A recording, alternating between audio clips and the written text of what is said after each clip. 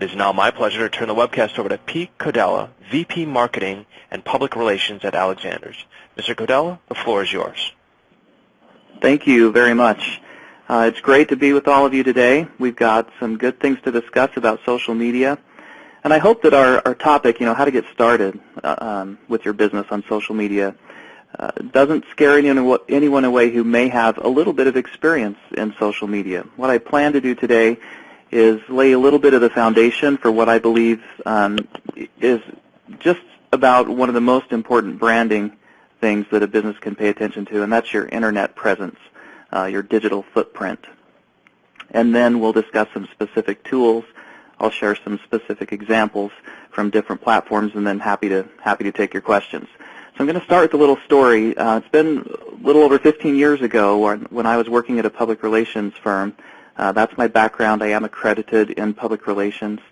Where I was given an assignment. I was asked to create the new website for one of Nevada's largest law firms. And at the time, social media wasn't really around. The internet was fairly new. People were getting accustomed to email as part of their workflow. And we decided to really focus on the attorneys at that large firm. They had several locations throughout the state. We wanted to make their page, their attorney profile page, be a lot more interactive and give great insight into what that attorney was able to accomplish. So we created a nice photo, a nice bio, and then a little short news area where we could feature recent news articles about the attorney, and created lots of little kind of widget areas that showed more of what that attorney had accomplished. And for me, that was kind of my introduction to technology and the internet, and how this great tool is really changing the way we can communicate, and how it allows businesses these days to communicate directly with their key audiences, regardless of what the traditional media does.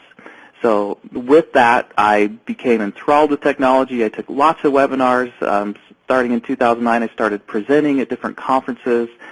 And obviously social media came along, and as a professional communicator now, I have so many more tools to reach that audience in so many different ways. So with that idea as our foundation, the first thing I want to start with is Google.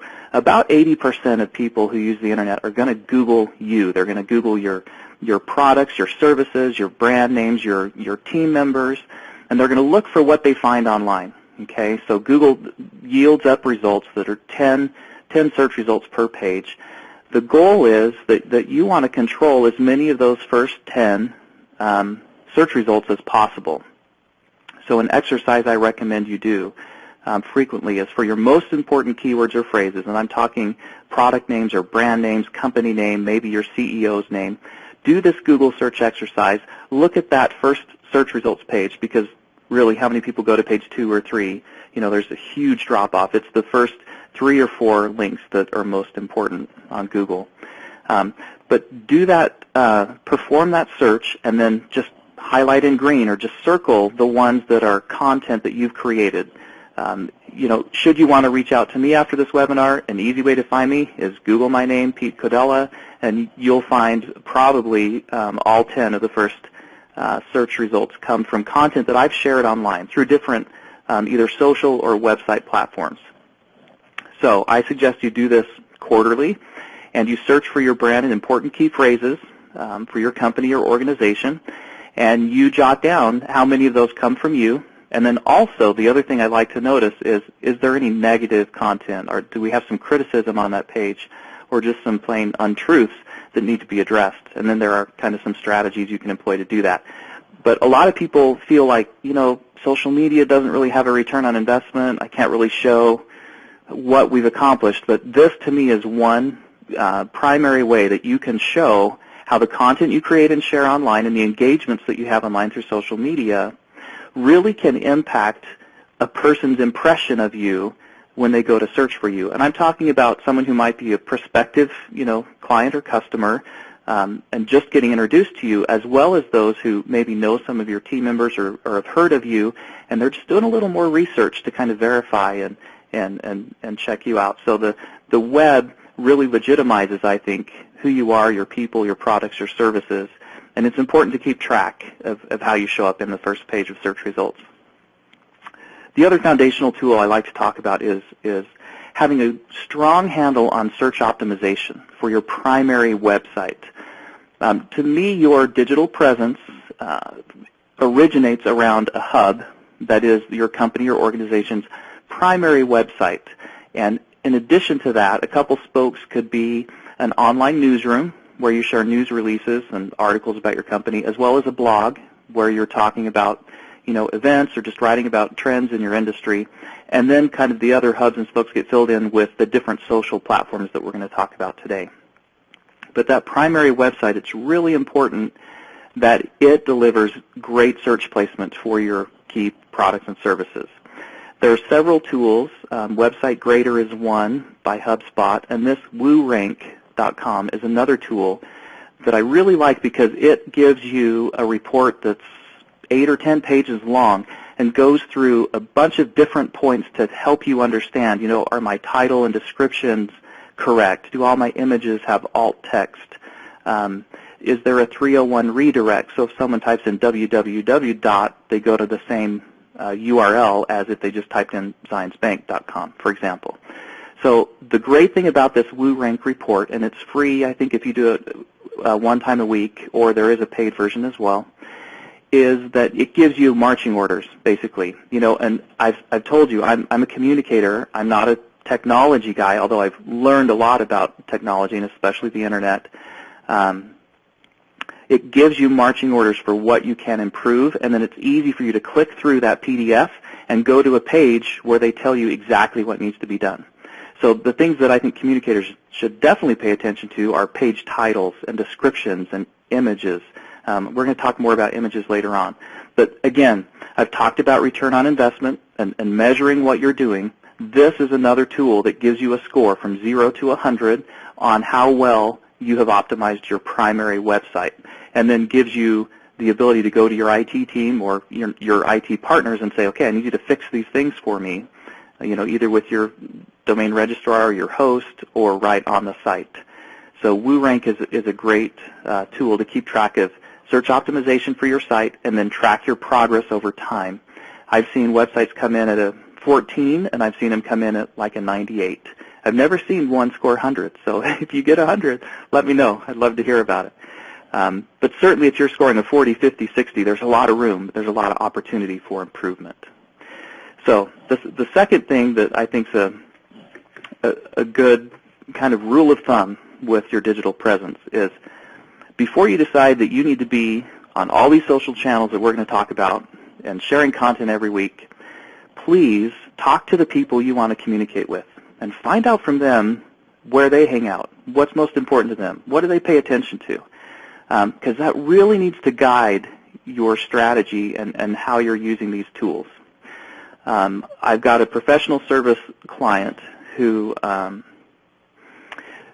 is a former governor, and he has created several groups on LinkedIn, and you can probably guess a lot of people want to be connected to him, and a lot of people love to engage in conversation on LinkedIn. It's the #1 social referrer of traffic for his consulting firm, the LinkedIn groups, and drives people to their website and blog and other things. So while I may have thought YouTube would be most important or Facebook, for that company it turned out to be LinkedIn. So survey your constituents, find out where they are, and then participate with them in that place. Now, by saying that, I'm not saying you should ignore the other channels, but perhaps have a different strategy. The other thing I want to share is to engage personally as a human being. It helps us if we the first thing I did when I learned about blogs, I got onto Blogger and I set up a personal blog and I started talking about my young family and the kids and those types of things. So I got experience with the blog platform, with commenting on other blogs, with sharing my blog, with the types of content that most people wanted to engage with, the most popular posts, all those things. So with all these channels, I recommend that you engage personally before you do so professionally. And it just gives you a good opportunity to understand how they work. And you'll find that with each of the channels, we'll talk about this a little more, there's There are some expectations and ways you use hashtags and different ways you present your content on the different platforms. So each one kind of comes with its own set of rules, which you really have to learn through experience. Okay. The other thing is that I wanted to ask you is about which social platforms you're already using. Okay. So just to kind of gauge the participants on the call. And Jameson, go ahead and open up this poll. I'd like you, this is an interactive poll. I'd like you to tell me which ones of these platforms you are already using. And I'm interested in either personally or professionally. So check off the ones where you have a presence already. And that'll kind of give me an idea for the tools you're familiar with. Another example, we've got a franchise client at Alexander's, and we do all their print and fulfillment for them and ship it around the country. But my team, my marketing team, is also doing social media content development for them. So we've chosen a set of social platforms, and we're engaging with their constituents on those platforms. So I'm curious to know, there's probably enough time there, Jameson. Let's close that poll and see which platforms people are already using. I suspect we're going to find, Facebook is our top one.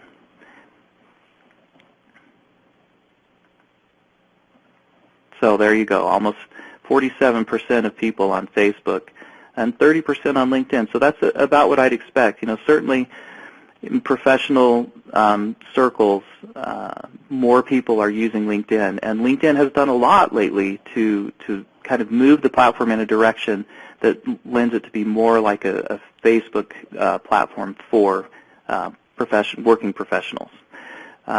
Twitter or YouTube, I can see we've got about 11% there. So that's about what I would expect. Google Plus is pretty small. Instagram and Pinterest all about the same, 4%, and no one on Flickr. So, Yahoo owns Flickr. I believe it's a terabyte of data they've given everyone now. It's pretty impressive. If your service has to do with images, if you're an architect, if you are a landscaper, if you're a designer, I think using Flickr as a platform is just as useful as using Pinterest or Instagram. So just keep those things in mind. So moving forward, you want to get your business on social media. What do you do? So you've done all these things we've already talked about, and I hope you take note that I talked about your primary website and that hub and the importance of search optimizing it. Another reason for that is the effort that you'll put into identifying your important keywords and phrases for that will help you share that kind of content on social channels. That's important. That kind of speaks to the strategy of where you want to be positioned and found online. So you go create, let's say, a Pinterest page to share some images or video. And what I recommend for these channels is you set them up, you customize them to follow your brand standards, okay? So you're going to include your logo and your colors, and you're probably going to have a designer do a nice background so that even though the user knows, hey, I'm on Facebook, but there's a header image, or hey, I'm on Twitter, and there's a background image and also another header image. But those things look and feel like your brand, as if the user were on one of your company websites. So you want to create the channels and set them up. By the way, I think you should be consistent in the way that you represent your channels online. For Alexander's, we found, and I've been there almost 2 years this summer. Well, in July it'll be 2 years. We found that there were a lot of restaurants named Alexander's, and there are a lot of people participating online with that name. So we went with Alexander's UT to identify that we're in Utah. So you may have to be a little creative in kind of your handle, but then what I would say is choose one that can be consistent across as many of the platforms as possible. Then next, when you're setting up that channel, customize the URL. Now, let's think about this from a search perspective. We all know Facebook.com and Google.com. You may not know, but I'm going to tell you. They're the most popular websites, okay? Usually Google, but Facebook sometimes has higher traffic. And a great source for that is comscore.com. Kind of gives you rankings. So does Alexa.com. At any rate, if my brand is Zions Bank and I want people to discover my Facebook page, I want the URL to be facebook.com/ZionsBank, okay? And the reason I do that is because I associate with my primary brand name, product, or keyword, whatever it is, with facebook.com, and that gives me top search placement. The same approach is true for individuals. Like I said, if you search Pete Codella on Google, you're going to find my Facebook page on the first page of Google search. So set the vanity URL on whichever platform that you're on, those that allow it. Google Plus creates that for you, which I kind of wish they didn't, but you kind of have to go with what they offer. And when we talk about Google Plus, I've got a little update on that platform too. So next, socialize your website, okay? We've talked about your primary hub, your primary site, maybe a blog, maybe a newsroom in addition to that, which should be all in the same domain and maybe have a subdomain, news dot, your domain, or blog dot, either that or you put a forward news, forward blog in the URL. Be sure that all that content includes a tool. I like sharethis.com. That's what this green tool is right here. That's telling the user that that's a share this tool. So be sure to use that plugin or have your IT guys add that to your content so that for every blog post or every web page or everything you share on those primary hub sites, there's a way to easily share that in social media, okay? The other thing I recommend, and I've included some bit.ly links throughout this presentation, so once you have the slides, you can see here where you can access this tool. But what you'll want to do is be sure that you've embedded windows into your other content. So on the contact page or on a connect page of a website, I like to have windows into, here's our latest YouTube video, here's our latest board on Pinterest, here's our Facebook page, and by the way, you can like it right here without ever leaving our page, and you can view our most recent posts. So that's what this site is telling you, to engage with your social visitors right on your site as much as possible, to keep them there so they don't necessarily have to leave and go to Facebook. Then my next piece of advice, especially for those who might be newer to this, focus on a platform, focus on the one that most people tell you they're active on and they want to engage with you on, and figure out what works. Figure out times of day that are best. Figure out types of content that are best. The rule of thumb, blog posts that include an odd number, up to 9, and say something like 7 ways to improve your direct mail piece, or something like that. Those posts get the most reshares on social media. And if you think about the way you consume content, right, you're looking for quick tips and let me read bullet points and let me see images or a short video or whatever. Unfortunately, we all have too much to do, and the Internet's increased, I think, our ADHD. But focus on a platform at a time. Figure out how it works best for you, and then build from there using other platforms. One thing that I think people overlook when it comes to social media is they feel like, oh, let's jump in, both feet first, let's get going, let's start, get me on Facebook and Twitter and YouTube and Pinterest and LinkedIn right now. I think it's important to step back a little bit and listen to what people are saying first. I've got a client who approached me with a challenge on Facebook, and they had created a commercial using a sports figure that had kind of a past that most people weren't very happy with, an experience that had happened in his life, and a conviction. So what they were thinking when they created this commercial, I don't know. But so they had a group on Facebook that was pretty upset with them and created a page against them and all these things. So the first thing we did for about a day was we listened. We listened to what they were saying. We created a response. We shared it on their site. We shared it on Facebook. And so we were engaged in the conversation for a few days, and then ultimately just had to back away from it because those who were upset continued to be upset. So that's another point with social media. They call them kind of firestorms online. You've got to decide what's appropriate for your organization, when you need to address it, or if you need to address it, and then how you're going to address it, and what you want. What's the end game? What's the ultimate goal there? So the first thing I'd say is use social media to go in and search for your brand name or products, your services, your people, whatever. See what people are saying about you. Let that inform the kinds of content and the way that you engage online. So with that, we've got another poll here. Jameson, you can go ahead and open it up. I'm curious to know, which of these social media listening tools have any of you heard of? And I'm not asking which ones you've used. I'm curious to know if you've heard of these tools. And the other thing I'll share here towards the end is I started a blog post, I think it's been over a year ago now, that lists different social media listening and monitoring tools. And I'll tell you what, I started with about 30, I published about 40, and it's grown to over 60, I think. The challenge in this space for communicators is that it seems so segmented, and there's so many different tools that do so many different things. So when I find the one that kind of does everything in one place, I'll let you know. But that's probably a good amount of time there. Let's close that poll and see which ones of these tools kind of have the most brand awareness at this point. And you're probably all familiar, with Google Alerts. Again, 47%, Hootsuite, and then Facebook's own analytics, Pinterest's own analytics.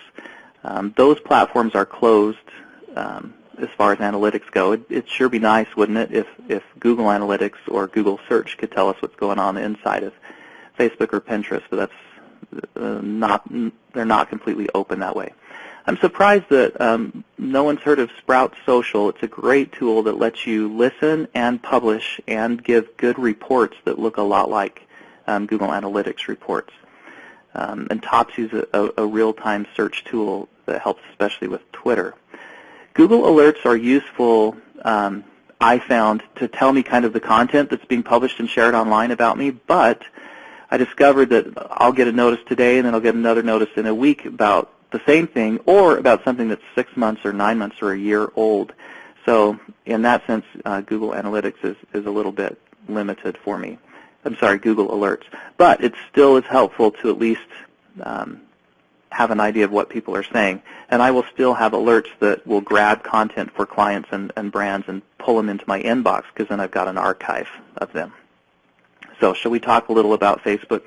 I think we all are very much aware of how Facebook works, who's on Facebook. The most amount of people of any social network went through an initial public offering. I think working its way through how to make money on the platform, and as a result, for brands requiring promoted and sponsored posts now to let others see your content.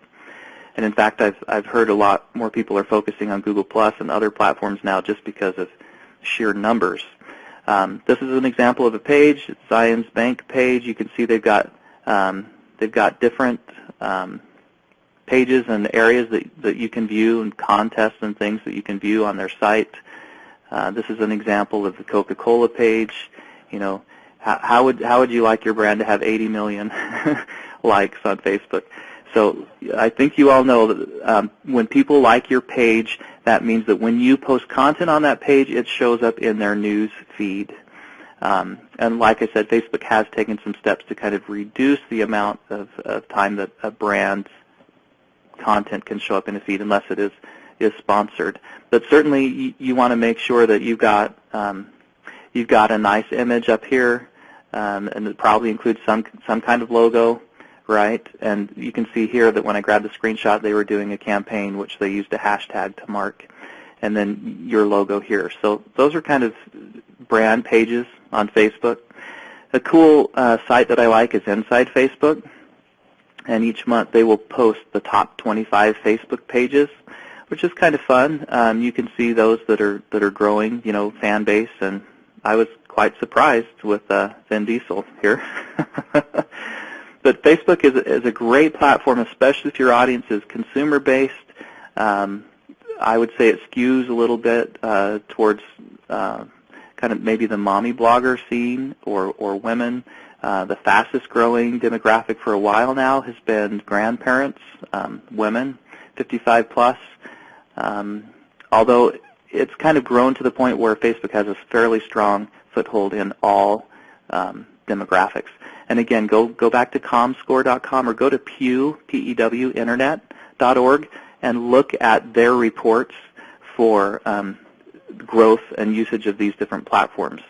So Facebook, I think, probably is a place that you at least need to have a page for your company, or your brand, your organization, and start to share content there. I talked about Flickr a little bit initially. It's for image sharing. So, some of you may feel you're in a business where you don't really have images to share. But I wanted to point out, look at what NASA did and how they capitalized on the movie Gravity. They created this page in real images, real life images from space. It's a great move. People were searching online for the movie and could stumble across this page on Flickr. So, like I mentioned before, it's a great place if you have images to share. If you're a home builder, right, an architect, a painter, artist. All those types of folks, I think, should have a Flickr page. You can create different photo streams and different sets of images up here. So maybe around different campaigns or different events you might have. And these images are really easy to then share online. And one thing you want to do with the images is be sure that the titles of the images and the descriptions of the images include your brand names and your keywords, or like that example from Facebook and Coca-Cola, a hashtag. You want to make this content easy for people to discover. So Google Plus, read an interesting article this week. Business Insider is saying that Google might be chopping up pieces of Google Plus. And so it won't really be a social network, but will be part of the Google.com empire in whatever form they decide to make it. So one thing I'll say about Google, like they know they have the majority of online search, and they're able to do what they do because they make so much money from pay-per-click ads on Google. Having Google Plus as a social platform does give your brand or company greater visibility in Google search results. You'll notice in Google search now, if you type in a company name, if that company has a Google location marked on the Google map, Google Places, and a Google Plus page, that content's going to show up on the right side of your search page. So you'll start to see that if you haven't noticed it already.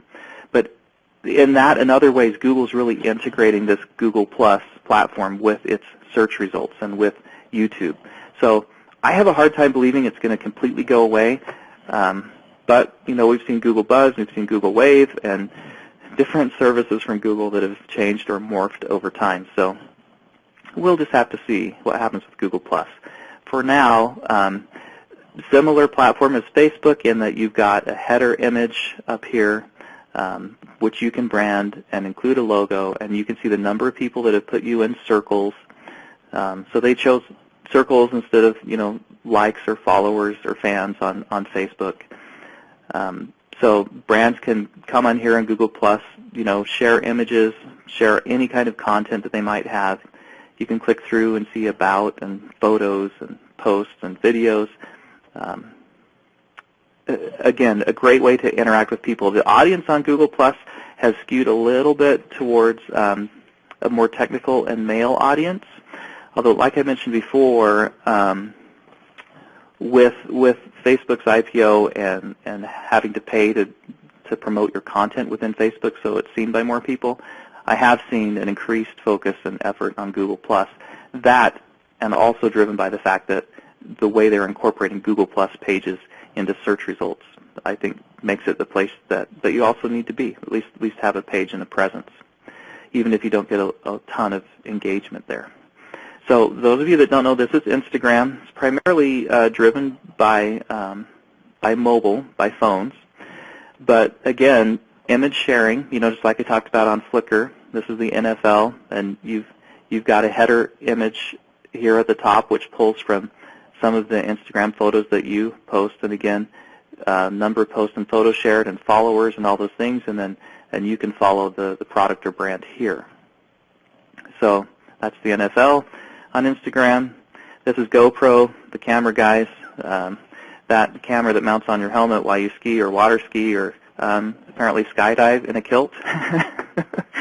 A lot of fun things that you can do with different products, I think, in particular, on these image sharing sites. The idea is that you want to be there, you want to share fun, interesting, entertaining, informative content, you want people to follow you, and you want to follow other people. I'll take a second here to talk about, it's great for you as a brand or company to be out there publishing content, sharing content, and it definitely drives search results for you. The other thing I think you need to do is be out there commenting on and participating in discussion forums and sharing your opinion on different traditional news sites. The more that you, again, that expands your digital footprint, and the more you engage on other places, the more that creates kind of cookie crumbs and links back to your blogger profile or your primary website or blog. Okay, so that's an important strategy as well. And the Ellen Show, go figure. She's real close with National Geographic. This could have changed in the past few months, but they've got a lot of Instagram followers. So this is another fun site, Mashable. If you're not familiar with Mashable, they share terrific social media content and really keep you updated on mobile apps and what's going on in the social media space. So a great resource and tool. So I've mentioned LinkedIn already. You can create a company page on LinkedIn. You can customize that URL for the page. LinkedIn approves it, so they maintain a little more control than Facebook does. But again, you've got all the same elements. You've got a logo, you've got a primary image, then you've got recent updates from the brand. I think it's great to use LinkedIn, especially in professional services. I think you should share links to recent videos or recent news articles written about you, or broadcast news if you're included in any of those, or blog posts that you've shared. The more you can update this, the more this content again shows up in this news feed of people on LinkedIn. Here's IBM's LinkedIn page. So just a couple examples. You include a short description. You link to your company, and pay attention to this. LinkedIn allows you to put your own products and services on the platform. So also to post which jobs are available. Great tools and resources for companies to use on LinkedIn. And I did mention earlier the fact that you can go into LinkedIn and create groups. So a specific group for an event or for a board of directors that can be a closed group. For any kind of initiative you can think of, create a group, get people to join. LinkedIn's a great platform to have a conversation. Of course, you can do the groups thing on Facebook as well, in addition to pages. Let's talk about Pinterest. Again, image sharing, super popular with the mommy blogger age group and demographic, probably more so women than men. Great for planning weddings or bridal showers or baby showers or getting recipes or craft ideas, a lot of that. There's a cool business use for Pinterest, which not a lot of people know, and that is go search for infographics for your business. And you'll be amazed at the different images and things that you find shared on Pinterest, talking about statistics or trends or history of your industry. I think that's a great tool and resource. So everyday help, again, Pinterest kind of lends itself towards the home and family type stuff, but there are ways it's being shared for business. And it's particularly if your product, is a visual product. So let's talk about Twitter, and hopefully you've noticed hashtag ZBWebinar is the hashtag for the event. I'm happy to respond to anything there, and I know Zions Bank is kind of gathering your comments and questions as well, and I'm happy to address those. If we don't have time here, then online later. But a page on Twitter, here's Disney's page. I had the privilege this month of attending a social media conference in Disney World. And they did something fun this year. They did a Disney character hashtag. So you can go search, Disney hashtag 140 characters, and they dressed up, 140 of their animated characters in the big costume, and they sent them out in the big parking lot and had them stand in lines and create a hashtag and took some pictures. It's a great way to play off of, hashtags and 140 character limit of the Twitter platform. Obviously, for your brand, again, you've got your logo, you've got your heading, you've got the background, all these things that you can customize inside of Twitter, and you can find just about anyone. Twitter's done a lot better job at making the Twitter search show you different conversations or hashtags or users of Twitter or people who are just using keywords in their posts. There's another tool I like called Twello, Twellow, which lets you connect it to your Twitter account. And then, for instance, I could go and say, show me all the marketing agencies in Utah, and I could follow all of them right from Twello. So that's kind of cool. But Twitter's gotten better about letting you do that on-site as well. And many of you mentioned Hootsuite as a tool you're familiar with. So that's really geared around initially publishing on Twitter, although they've expanded to posting to Facebook and other channels as well. So YouTube is like your always-on, 24/7, private, free advertising channel. You know, as a company or organization, if you can think more in terms of multimedia, in terms of video and image sharing or graphics, visual representation of your content, people will engage with it more online. I think it's a result of increased, broadband bandwidth, a result of digital natives, versus digital immigrants. I mean, children today grew up with the internet. They're accustomed to video. They want to interact with that kind of content online. And YouTube provides a great place. By the way, all these tools provide really good and really awful ways to communicate. And so with the good comes the bad, and you do have to be mindful of that as a company or organization, and be mindful of those who might show up in your Twitter feed and those types of things. But for the whole, you can really use these tools to, like I said, share your message and communicate. If you haven't watched anything on the Blend Tech channel on YouTube, highly recommend it if you want to see an iPhone destroyed in a blender or glow lights, a lot of fun. And their marketing director years ago made a big splash with this campaign, this Will It Blend channel on YouTube, showing blending ray candles and you name it, crazy things. You're probably familiar, maybe you're not, with the piano guys. They signed with Sony Records. I think it's been maybe a year, a little more ago.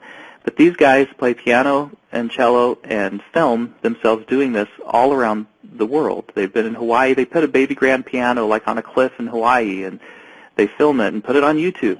And for the longest time I thought, what's the business model here? But they did that for, I don't know, maybe a year, and then Sony Records picked them up, record deal, probably all the money they and their families need for their whole lives. So, and we've seen Justin Bieber, a number of people launch on YouTube. So as a brand or organization, think about how you can tell your story in video, and it can open doors and introduce you to opportunities you wouldn't have had before. So I want to put a little plug in here as we wrap up about blogging. If your organization or company is not blogging, please consider doing it. It gives you a platform that's very social in its nature. The difference between a website and a blog is that on a blog, you've got comments, right? So there's discussion. You're asking for discussion. One of the best examples is Southwest Airlines, and this blog, which features content that is written, that's video, and audio files, so podcasting, all in one place. Great example of blogging. And I think a corporate blog allows you to interact and tell a story in a way that kind of, I don't want to say replaces, but augments what traditional media might say about you, okay? It allows you to really connect with constituents differently than perhaps a static online brochure / website would do, or even a news release, which, will go through a legal department and other things. So a blog's a great vehicle, which, depending on your organization, if you're regulated, that content may also go through a legal department, but it provides a great tool. So lots of ways to use social media. Like I said, please use it to listen, to hear what people are saying about you or your industry. Use it for social media. Provide customer service. There's a lot of great examples, like on Twitter, Comcast Cares, one of the first companies to really embrace the platform. And anytime someone went to Twitter to complain about a problem with Comcast, they were on top of it. At Delta Assist has been great as I've traveled. We had a delay. Lightning struck an airplane, actually when I went to Disney World this month. So we couldn't take off in that plane. We had to wait for another one to arrive. Delta Assist responded to me immediately, and there are a lot of great examples of customer service using Twitter. The social media will definitely drive search placement for you, especially if you don't have a presence on any of the channels right now. What happens is, think of that Google first page, 10 opportunities to show up. Maybe you just got a website. So you're only putting one ticket into that search lottery, right? One opportunity to show up. Suddenly, when you start engaging on Facebook and Twitter and LinkedIn and YouTube and Pinterest, you've got 6 or 7 or 8 opportunities to show up, and I guarantee you're going to start to see improved search results on the first page. It's a great opportunity to self-publish. It allows you to tell your own story in the way you want to tell it, regardless of what any traditional media might do. And we have seen quite often that the social media publishing and engagement will drive a traditional media story on a company or organization. It allows you to increase awareness, connect with others, and engage, and support good causes. Think about how you can use social media and these campaigns to be philanthropic and give back. This is a little infographic, and again, a bit.ly link for you. Shows you the best times to publish. And again, this is kind of overall for the internet, and I do think you should pay more attention to your individual constituents, where they are and when they're there. But this kind of gives you some fun ideas for the platform's best and worst times. I mentioned multimedia earlier. Got to pay attention to how you name the files that you share online. So if I want to share an image of myself for presentations, I'm not going to upload a file that says DSC2005.jpg, right? I'm going to upload a file that says Pete Codella headshot.jpg, and then I'm going to give it the same alt text. So pay attention to multimedia on video. Search engines don't yet know what is included in your video. They rely on us to put in English words for the title, the description, and the tags for the video. If you want to look at something I did years ago, go search for social media song on Google. I think that video I did in 2009 is still at the top of those search results. So the keywords that you want have got to be in the title. So always include multimedia in content that you share, and be sure it's search optimized. Here are a couple other tools. And here, in case you don't feel like your head's swimming enough, here is a link to so many social media tools. It'll make you crazy. But lots of opportunities to find out what people are saying, to manage responses to them for a larger company or organization, and to generate reports that show success over time in social media. So with that, here's how you can interact with Zions Bank, ask questions and all those things. I know there are a number of questions in the Q&A. So Jameson, I'm going to turn it back over to you to conduct the Q&A. Okay, to ask a question over the phone line, press star then 1 on your telephone keypad. To submit a web question, click the Q&A button on the lower left-hand corner of your screen. Type your question into the open area, then click Send to submit.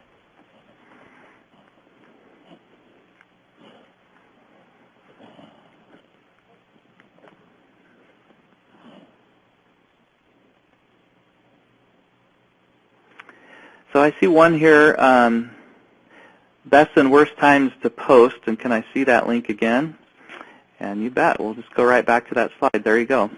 There's the bit.ly link for the best and worst times to post. So another question, do I recommend a company blog be on the website as a subdomain or on a separate website? So I'm going to say yes and yes. Sorry. If your goal is to maximize the number of search results on a search page, it might be a good idea to create a subdomain. If your goal is to own a keyword phrase, let's say, for instance, I want digital public relations, it might be wise for me to create a blog on a separate domain that is digital public relations or somehow branded that way. But if your goal is to drive the most traffic to one website, get the most page rank, the most authority for one website that's your primary site, put the blog right on your site, okay? So I've seen it work both ways. For a long time, I was a big proponent of a separate blog and newsroom. I've kind of switched now putting all the eggs in one basket, the primary domain, and using either a subdomain or a folder on that main domain for a blog and for a newsroom. So again, like so many of these, I don't think one answer answers everyone. I think it depends on your situation. Better ways to start a blog, blog sites or your website. If you're a brand, an organization, I highly recommend you own that blog 100%. If I blog on, well, even on Facebook, right, but on Blogger or on WordPress.com, they're in control of that site, and I could either lose it or something could happen.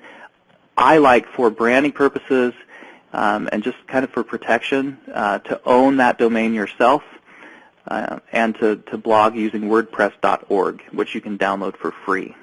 Okay. I see here, is it true Facebook controls who sees your posts when you have a lot of likes? What Facebook has done is somehow limit the amount of places where your posts as a brand will show up. I don't know how the algorithm works, but yes, they're definitely they've changed in a way that has limited the exposure of brand pages on Facebook, because they want you to sponsor your post. They want you to sponsor it so you show up in more places. Remind us the website for Woo Rank. Certainly. It's just WOO-rank.com. So that, and websitegrader.com is another cool platform for that. This question says, it's more prudent to have your blog on your website. Again, I think I addressed that. Probably if you want to drive the most traffic to your site, I would agree that you want to have it on your site. The only way I'd say you really want a separate one is if you have a different key phrase or a different domain you want to rank for on the first page. We're stuck on how to use social media in our law firm. How does an attorney use it? So I'm going to tell you to go to Google and search for attorneys on Twitter. I have seen some examples of professional service firms using these tools to share information or links or resources. Now, you have to be careful, especially, as an attorney, I think, or in the financial services sector, that you're not being perceived as giving information. And I've talked with, or providing legal counsel. So you have to put that disclaimer on your site. But, even the rules, like General Electric has a blog now that talks about their earnings report and is geared towards investor relations. So rules are changing to accommodate these digital tools. But you may feel stuck as a lawyer on how to use it, but I'll bet you can find some good examples. And if you want to reach out to me separately, I'm happy to share some specific ones. What do you do to get executives to become bloggers? It's hard to do. Usually you have to ghostwrite for them. Usually you have to ask them, hey, just email me 3 or 4 bullet points. I'm going to create a 300-word blog post out of it. We're going to attach an image to it. I'll have you read through it once more, then I'm going to publish it under your name. One thing I'll say for your executives, it's great if you can link them to a Google author profile, linking to a Google Plus page, linking to a LinkedIn page. Build that kind of online footprint for them, even a Twitter account. It's very helpful. So if you don't have a company Facebook page, just a fan page, how can you optimize that? I'm a big fan of company pages on Facebook. In fact, an organization I'm part of recently has moved away from several different groups and even a community page to a company page. It gives you the ability to communicate, I think, better. But if you're stuck with a fan page, just work with that audience to see what they're most interested in. Ask them questions. Asking questions on social media is always a great way to get response and get engagement. So I'm a fan of the corporate page. What is it you need to keep your clients' emails confidential due to HIPAA? How to use Google+.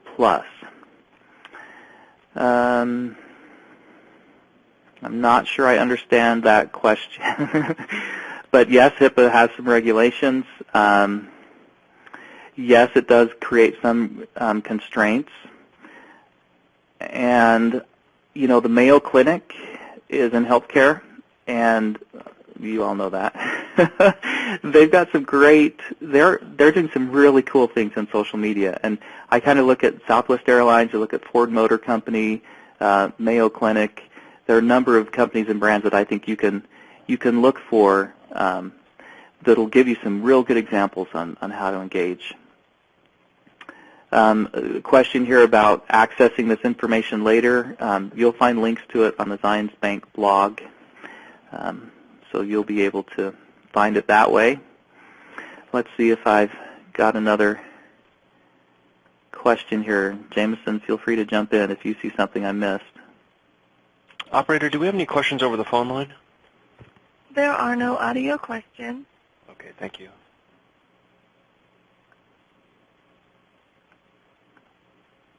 Yeah, it's looking like I've addressed most of the questions that have come in. I think that kind of trial and error with your content is the best way to approach and to get good engagement. Pay attention to tips and trends you might see like on Mashable.com. Socialmediaexaminer.com is another great resource and tool. And someone that I follow, he's a little more technical, is Shel Holtz. So his site, shelholtz.com. Again, Google his name just like mine, and you'll find him all over the place. But he's always talking about great tools, and he's got a fun podcast for immediate release that he does with a guy out of England. So always sharing good new tips and tools, ways to engage and things that are working. So I think those are some good examples. There's another site called casestudiesonline.com that allows you to go and search for an industry or a platform and find a specific social campaign that's really worked well for them. So if you're kind of stumped or in a quandary or you're just not sure what to do with social media, I would start with some Google searching and see what you can find, see who's out there in your space, who has shared, and you know, a Google search will also show you who's ranking for what you're looking for. So that's a great place to go to kind of get some ideas. And with so many things, and we say this in the direct mail industry all the time at Alexander's, you don't have to reinvent the wheel. There's so many great ideas out there that you can now see and discover pretty easily using a lot of these tools, and then tailor it to your specific needs. So, Mario, any final thoughts or questions for me? Nope, I don't think so. So I appreciate the opportunity to talk through this. It's something that, like I said, for 15 years or so, I've loved the intersection of technology and communication, you know, public relations, marketing, advertising. I think it's real important that we become familiar with these new tools as ways, and probably in the future, primary ways that we can communicate with our key audience members. And that as we become adept at telling our story in a fun, creative, engaging way, people are going to want to recommend us or want to buy our products or services. So it's that kind of challenge, that constant, you know, creating the new content and mapping out what's the best way to tell this story. And, you know, if you've got a big product launch or a big story, how do I compartmentalize that, and how do I tell it in lots of different ways using these channels? I'm going to have a page for it on my website. I'm going to blog about it. You know, I've got a news release about it. We're going to go onto Facebook and Google Plus and talk about it in one way. On Twitter, we're going to post about it several times a day for a week or whatever. On YouTube, we're going to have a couple videos. So just think through your story. It's all got to come down to brand journalism and creating a brand for yourself online using these tools now that include everything from text, you know, to images and graphics to video.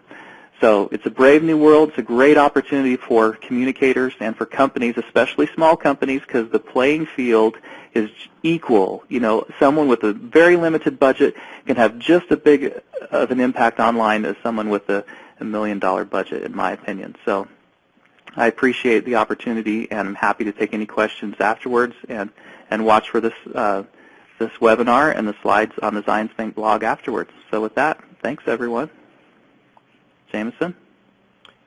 Thanks to everybody for joining us today. We hope you found this webcast presentation informative.